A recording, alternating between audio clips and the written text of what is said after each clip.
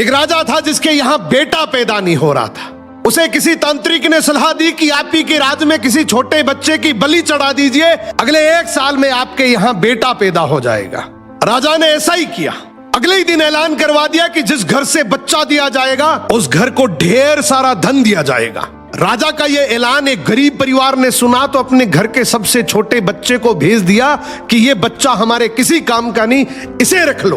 अब बलि चढ़ाने की पूरी तैयारी हो गई। राजा ने बच्चे से पूछा, कोई तुम्हारी आखिरी इच्छा? तो बच्चा बोला, मुझे बस थोड़ी सी गिल्ली मिट्टी ला कर दे दो।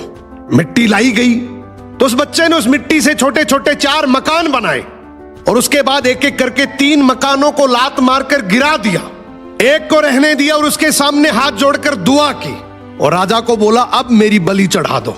यह देखकर राजा को बड़ा अजीब लगा।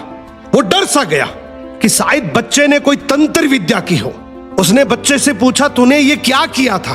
तो बच्चा बोला, पहला मकान गिराया जो मेरे माँ बाप का था, जिन्होंने सिर्फ पैसों के लिए मुझे बेच दिया। दूसरा मकान रिश्तेदारों का था, उन्होंने भी मेरे माँ बाप को ऐसा करने से रोका नहीं, तो उनका भी मकान गिरा दिया। तीसरा राजा जी आपका तो काम है लोगों की रक्षा करना, लेकिन आप भी अपने लालच के लिए रक्षक से भक्षक बन गए। आपने तो अपने लालच के लिए मेरी जिंदगी खत्म करने की सोच ली, तो मैंने आपका भी महल गिरा दिया। और ये चौथा मेरे भगवान का घर है, उसके सामने मैंने हाथ जोड़कर कह दिया कि अब सब तू संभाल लेना।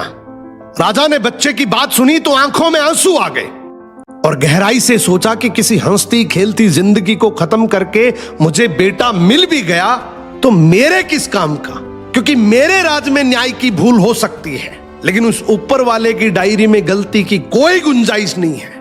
राजा ने रोते हुए बच्चे को गले लगा लिया और बोला, आज से तू ही मेरा बेटा है। इस कहानी का मतलब है कि दुनिया के सामने झुकने से कुछ नहीं होगा, क्योंकि दुनिया अपने मतलब के लिए कुछ भी कर सकती है। झुकना है तो उस भगवान के सामने, जिसके सामने झुकने से तुम्हारा कोई कुछ नहीं बिगाड़ सकता।